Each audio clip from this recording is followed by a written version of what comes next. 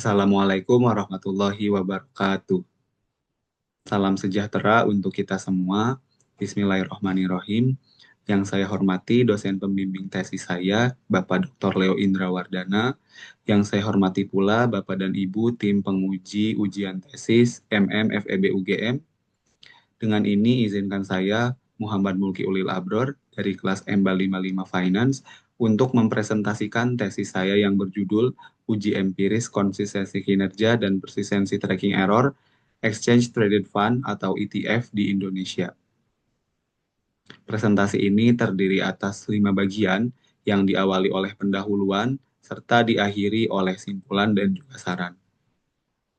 Masuk ke pembahasan yang pertama, yaitu di mana latar belakang utama dari penelitian ini adalah kondisi pasar modal di Indonesia yang mengalami ketidakpastian akibat adanya sentimen pasar, ketegangan geopolitik, dan tensi konflik-konflik global. Yang salah satunya karena kebijakan Trump yang sedang menjalani tahun pertama masa jabatannya sebagai Presiden US pada kuartal 2021.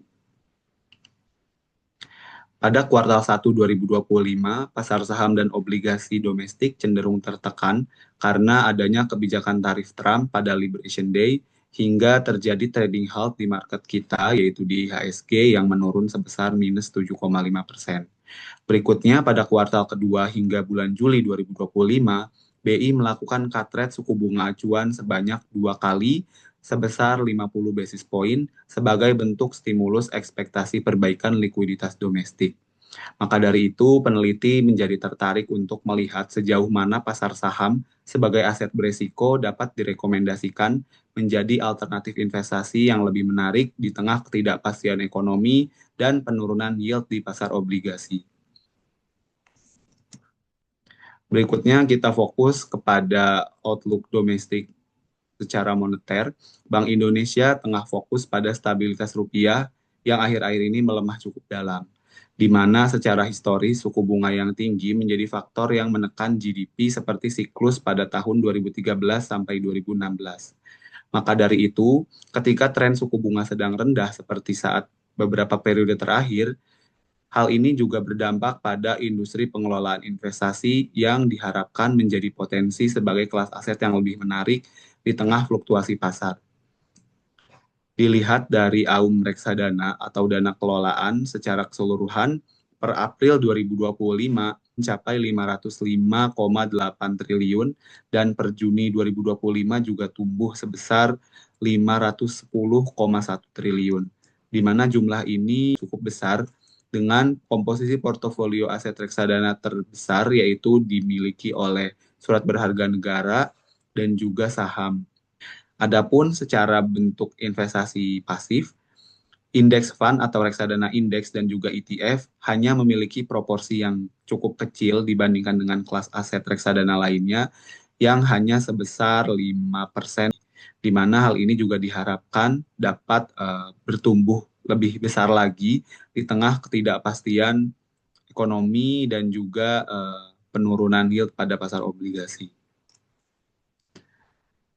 Selanjutnya, penulis juga mengumpulkan statistik reksadana per Juli 2025 yang dilansir dari OJK, di mana jumlah reksadana indeks dan juga ETF itu masih memiliki proporsi yang kecil dibandingkan dengan jenis yang reksadana yang lain, baik dari kelas aset konvensional maupun dari segi syariah keseluruhan yang mencapai kurang lebih 1.000 reksadana.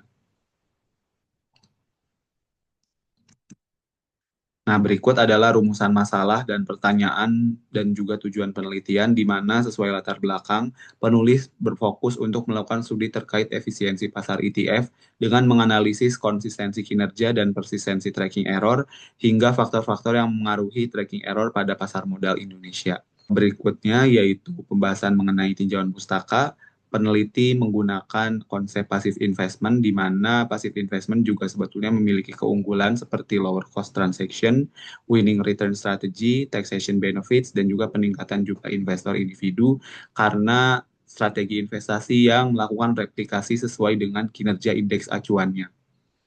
Seperti diatur dalam POJK nomor 49 2015, ETF adalah reksadana berbentuk KIK yang unit penyertaannya diperdagangkan di bursa.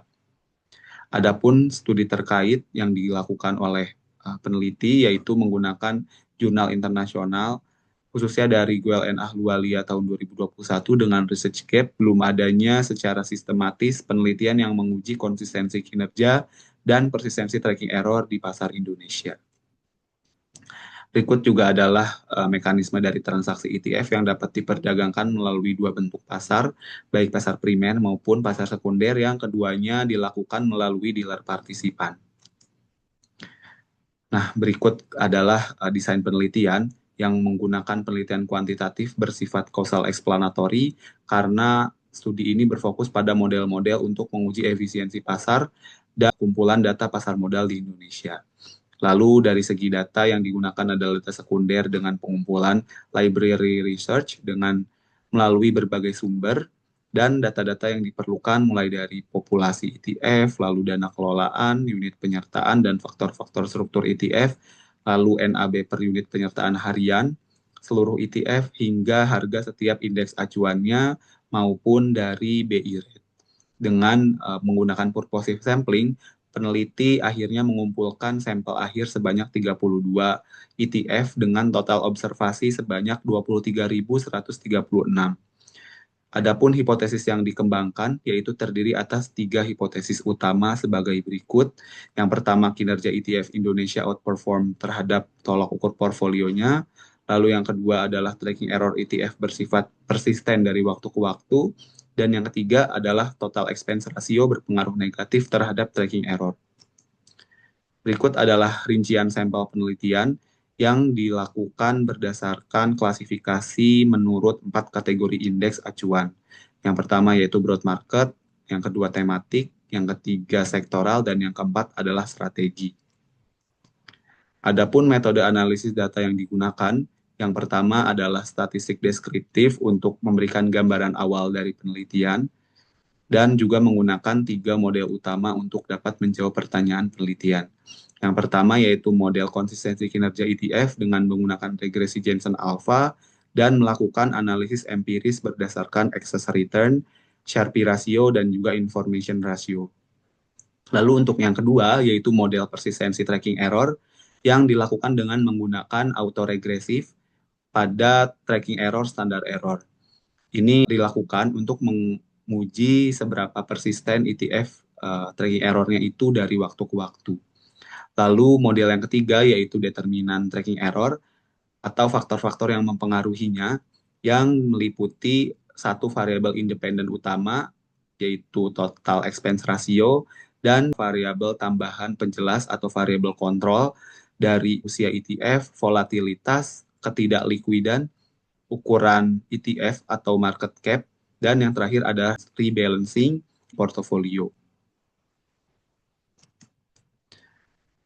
Berikutnya adalah deskripsi data di mana proporsi penggunaan data sampel dan kategori ETF dilakukan pada 32 ETF ekuitas yang dikelola oleh 13 MI di Indonesia, terdaftar dan diawasi oleh OJK, dan juga ETF yang masih terdaftar di Bursa Efek Indonesia dengan 31,63% proporsi penggunaan keseluruhan sesuai dengan metode purposive sampling yang telah dijelaskan sebelumnya, di mana terdapat 17 ETF broad market, 1 ETF sektoral, 9 ETF tematik, dan 5 ETF strategi. Berikut adalah hasil penelitian yang meliputi analisis empiris. Model yang pertama yaitu analisis kinerja ETF, didapatkan hasil bahwa terdapat excess return yang masih positif dari keseluruhan kategori ETF, dan Sharpe ratio dan juga information ratio yang masih positif. Lalu dari segi kumulatif return, strategi indeks adalah ETF yang memiliki return tertinggi dibandingkan kategori lainnya.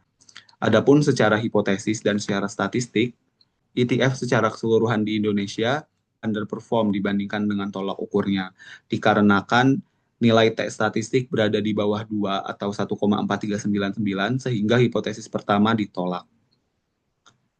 Hal ini juga sesuai dengan penelitian dari GWLN Ahluwalia 2021, karena alfa jika tidak signifikan, maka kinerja ETF tidak berbeda secara statistik dari tolak ukur yang digunakan.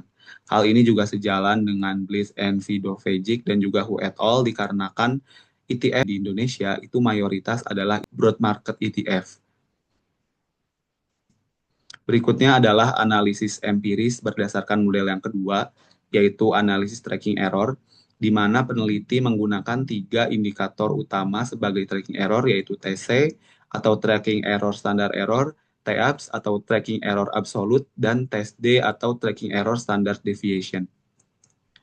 Didapatkan hasil bahwa broad market index menunjukkan tracking error tertinggi untuk TC. Hal ini juga wajar karena ETF yang berkapitalisasi pasar besar itu memiliki aset yang kurang liquid dan juga berfluktuasi dibandingkan dengan ETF dengan kategori indeks lainnya. Secara statistik, hipotesis kedua diterima dikarenakan tracking error masih bersifat persisten dari waktu ke waktu, di mana tes statistik ETF secara keseluruhan pada leg 1 maupun leg 2 itu menunjukkan nilai yang lebih dari 2, atau 3,80 dan 2,31.